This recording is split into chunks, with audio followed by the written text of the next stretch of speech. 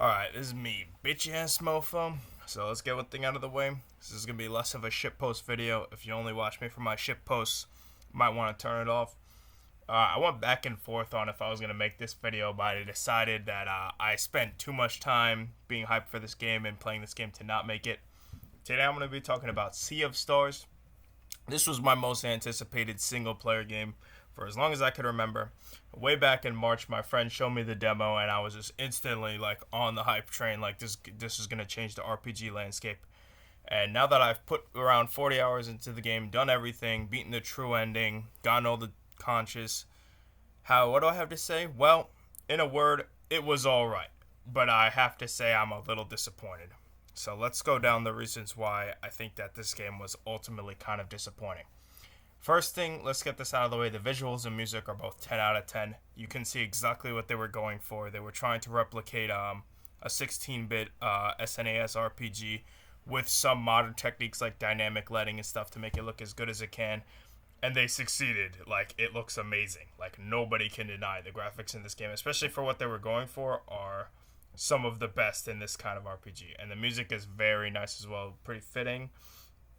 And, what the heck? Somebody texted me. I'm going to ignore that for now. Pretty fitting and just really good stuff. You know, the composers knocked it out of the park. But why was I disappointed by this game? Well, for me, the biggest disappointment by a country mile was the story and characters. They are both... I go back and forth between serviceable and just straight up bad. And honestly, when I'm thinking about it more and more, I lean more towards bad.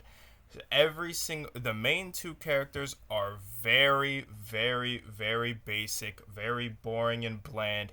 There's absolutely no flavor to them. And the worst of all, they are the exact same character. There is some slightly different dialogue for both of them, but personality-wise and like dialogue-wise, they are almost identical. So you have the only difference between them is do you want to play as a boy or a girl? Other than that, they might as well be the same, which is a damn shame because Moon and Sun theme with your characters should be a layup for creating conflict in the party, you know, opposites and all. But no, they're pretty much the same. Conflict never really rises in the party. And that brings me to the other party members. They are also boring. You got Garl, the childhood friend. He's a he's like the skeleton of a golden retriever character. You know what I mean. But he just doesn't have anything to him beyond just being really positive and upbeat all the time. Absolutely nothing. Sarai, boring. I don't know. This is I can't. I'm trying to keep this spoiler light, so it's hard to talk about her too much. But they take her character in a direction that is very interesting, and they do nothing of substance with it. It is just a goddamn shame. And the other two party members, who I won't spoil, they're a little bit undercooked. One of them, how do I talk about this spoiler light? Well, one of them, it's just hard to get a read on him. And the other one is the sixth party member. You get him too late into the game. He's by far the coolest and most interesting, but you get him too late into the game. The story, things just happen. Characters don't develop, and they barely react to what's happening around them. Things just kind of happen. The first 15 hours of the game are spent building up antagonists that get written out most of the way through the journey because they're important to the story of the messenger. I did not play the messenger. I'm looking at this from the POV of somebody who didn't play the messenger, has no idea what's going on in the story. So as far as I'm concerned, those characters just got written out of the story and fucked off. And after being built up for 15 hours with no resolution in this game. Very, very frustrating stuff. But the biggest problem with the writing in this game is far and away the dialogue. It is so boring. Characters barely bounce off of each other. They never say anything interesting. It's a lot of text, and a lot of it is just bland, straightforward, dry exposition. Like, really dry. Like, Sahara Desert dry. Like, I'm choking on this dialogue while I'm reading it because it's so dry. Oh, man. So, the dialogue is really... It's a shame because I think that there's, like, a lot of non-native English speakers on the team. But it's just really, like...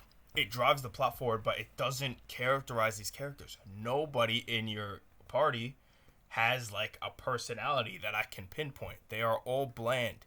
They are all boring. And it's to the point where there are certain parts in the game where somebody in your party will say something to an NPC depending on who's in your main three lineup on the map. And it literally does not matter which of your characters is in the position, they will all say the exact same line of dialogue. Because that is how little characterization they actually get. They don't develop, the dialogue doesn't do anything for them. In a normal RPG with this many characters in the party, they would be bouncing off of each other, dynamics would form, anything, but not in this game. They really do just feel like they exist around each other, saying the same lines. Their relationship doesn't develop. They don't develop. Unfortunately, this is about as boring and static as characters can get in this kind of game. And that would all be forgivable if the gameplay was a lot better, which sadly, the gameplay is... Bad is a strong word, but I'm going to say, if you're going to make a game this length, normal playthrough will take around 25 to 30 hours.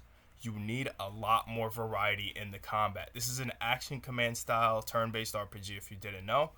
It draws a lot of clear inspiration from Super Mario RPG, Paper Mario, Mario and Luigi, that in that vein.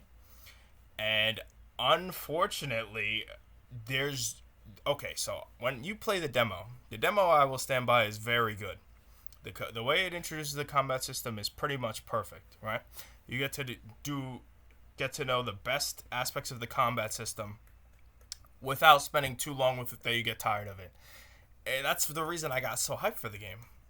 But when you play the actual game, you realize the combat legitimately in 30 plus hours of gameplay never evolves past the demo, ever. Your characters only have around 3 moves for the entire goddamn playthrough. 3 unique moves. The basic attacks, I'm not even going to talk about because it's just a single A press with good timing for most characters. But as far as the special moves, some of them take a long time to execute, and you're going to see the same ones over and over and over and over and over. It gets so goddamn repetitive. There's Green Shell in this game from Mario and Luigi Bowser's Inside Story. There's a character that uses Green Shell. It's one of your best skills by far. Takes forever to execute. And in the demo, I was liking it because I'm like, oh yeah, they could build on this a lot, this foundation. Like, she could get a lot of cool skills similar to this one later. It never happens. It's a damn shame because the combat foundation is very solid. The lock system, I've seen people complain about the lock system. I thought it was mostly fine. It is a little frustrating when you see a set of locks that you can't possibly break, but I kind of just accepted that as like, I'll explain. If you didn't know, characters have, when enemies cast specials in this game, they have locks that appear over their head. And if you hit them with a certain elemental type or weapon type, you can break those locks. And if you break every lock, that stops them from casting the spell. And there are situations, especially earlier in the game, where you just straight up cannot break all the locks that appear on screen. A lot of people were frustrated by this. I just accepted it. I think it's fine. But the lock system was good. A lot of the systems I like. I like how basic attacks recover MP, but it's just not enough. Like, it takes forever to doing multiple tedious turns of doing basic attacks to save up enough MP for a special move. So what ended up happening was the devs said they wanted to make it so that you weren't saving your MP for important fights. You were using your skills every battle, and I ended up saving. At some point, I just ended up saving my MP for important fights because it takes too goddamn long. But anyway, so the combat gets really repetitive after 25, 30 hours. But again, that could be forgiven, except the game is piss easy, like tragically so. So there's these things called relics in the game that affect how you play. Most of them are just to make the game easier, like enemies do less damage, take more damage, that kind of shit. But there is one relic that is just a drawback, which you take 40% more damage. And as soon as I was able to get this very early in the game around the second dungeon, I equipped it and I never took it off. And honestly, even with this relic that makes you take 40% extra damage equipped, the game was pathetically easy to the point where it was getting really mind-numbingly boring by the end. Because encounters, like I said, you only have 2 or 3 moves per character that you do over and over. The encounters are frequent, And you can't breeze past normal encounters in this game. Like, normal encounters are a little bit more time consuming than in your average RPG of this kind, I would say, because of the lock system and because of the way elemental resistances and stuff work. You're going to have to use a little bit more brain power for your average normal encounter, which is fine when you're starting out and you have the honeymoon phase with the combat, but it gets really repetitive after 25 goddamn hours. It comes back to the repetition. So, and combine that with the game being mindingly easy, and most of the bosses ended up just being time sinks. Not hard at any capacity, but they take a very long time to kill. And sometimes frustrating because of the lock system, but never once did I feel like I was in any real danger of dying. I did let my guard down and die a few times because I'm playing with 40% extra damage. That's going to happen. But by the end, when I was doing the post-game content for the true final boss, I was fighting optional bosses that are like supposed to be the hardest challenge this game has to offer, breezing through them. Got up to the true final boss. Literally, I was streaming it for some friends, and we beat it, and we were all like, wait, that's it? We thought there was going to be another phase or something, the way it was framed. I said it to them, I'll say it here. Every single boss fight in this goddamn game, right around the second, like the exact second in my mind, I'm thinking, oh, it's getting interesting now, is when they died, right? So the game is too easy, and the gameplay is really repetitive. It's so sad because the skeleton of this is the most frustrating game I've played in a while because everything is in place for a truly fantastic game. The gameplay, the story and characters, it's a layup for like a 10 out of 10 like RPG must play to remember. But what we got right now isn't bad. It's just kind of painfully average, and for me, it's hard to recommend to anybody who's not already a diehard fan of the genre. If you really like the genre or you like action command RPGs, you will find some enjoyment out of this game, no question. But for me, the story was nothing. The story was just, it was empty. It made me feel nothing. There's a few twists in there that I wasn't expecting. They caught me off guard with those, but because the characters are just so poor, especially their dynamics with one another. There's one relationship, between Garl and the main two that's kind of cute. And then other than that, the party members, they just feel like coworkers. They barely interact. They don't have any, like, character building moments. We're just supposed to believe that they're friends because they're on this journey together, but you got to sell me on it more than that. So when the story does try to have truly emotional beats, it falls so short. The story is boring. The dialogue is so bad. Genuinely some of the worst I've seen in this kind of game. Too much of it is dry exposition. None of it is in service of characters or progressing the story in an interesting way. It's just characters saying what they're going to do next. That's it. The dialogue mostly consists of characters talking about what's happening, saying what they're going to do next. In the most bland way possible, might I add. Especially the main two. They are criminally boring. They are too goddamn boring. So that could be forgiven if the gameplay was way better. Unfortunately, it's just okay.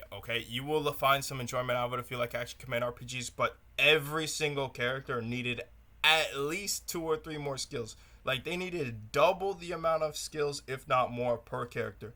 Yes, you have 6 party members that you could cycle through eventually, but, every single one of them only has 2 or 3 moves that you're going to see over and over again. So, it's going to get old. And the game is just too easy. This is subjective. Like, maybe I've seen people saying they were struggling at some parts, but I was so fucking bored. I'm so sorry to say, because I wanted to like this game way more, but I was so goddamn bored by the end. I just wanted it to be over. Once I was doing, like, the optional content for the true final boss, like, getting some of those collectibles was really frustrating and took a long time.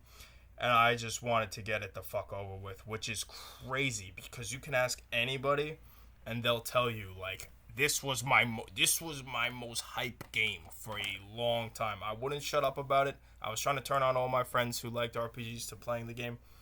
And now that I've fully played it, done everything, I'm not going to go back to it for a little while. They did talk about DLC. I'll play that. Yeah, I want to see what they can cook up with some of the feedback they're getting now. But it's just really hard to recommend it to somebody who isn't a diehard fan of the genre. And it's frustrating, as I said, because all the pieces were there. Like, a genuinely fantastic game is there. Like, the graphics are amazing. The world is really interesting. The story goes in a cool directions, like a few cool twists and turns there.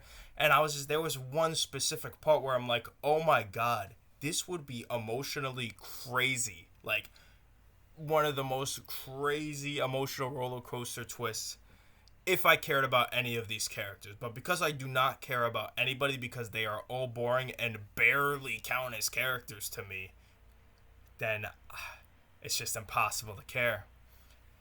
So Sea of Stars, decent, but it could have been something great, and as it stands right now, it's just kind of meh. Oh man, it really does pain my soul to say that because I wanted to like this game way more. But as it stands, I'd say give the demo a try if that seems like something you'd be okay with doing for 25 hours. Because the combat genuinely never evolves past the demo, like never. The moves they have in the demo are the moves they have in the game, except for the ultimates. But the ultimates are just kind of whatever. I mean, they look cool, but other than that, like game function wise, they're not really adding that much depth to the combat. So if you play the demo and you're like, yeah, I could see myself doing this for 25 hours, then give the game a try. But otherwise, unless you really are a big fan of action command RPGs, I'm going to have to say skip it, man. It just gets too damn repetitive and boring by the end. The story is offering me nothing. No reason. The story is not a reason to continue playing. The story is nothing. The characters are nothing. The gameplay is okay, but could have been amazing and was close to being amazing, and they fumbled somewhere along the way. So I hate making a negative video about this game. It wasn't all bad. I enjoyed myself. I would not play 40 hours of a game that I wasn't getting some enjoyment from, but I wanted to say this is my game of the year. But as it stands right now, it's pretty forgettable as far as these games go, other than how pretty it is. Like, the lighting is amazing, but well, I'm sad. Thanks for listening to another rant. This one ended up being longer than I meant to, but I had a lot to say. Alright, I'll see you guys in the next one later.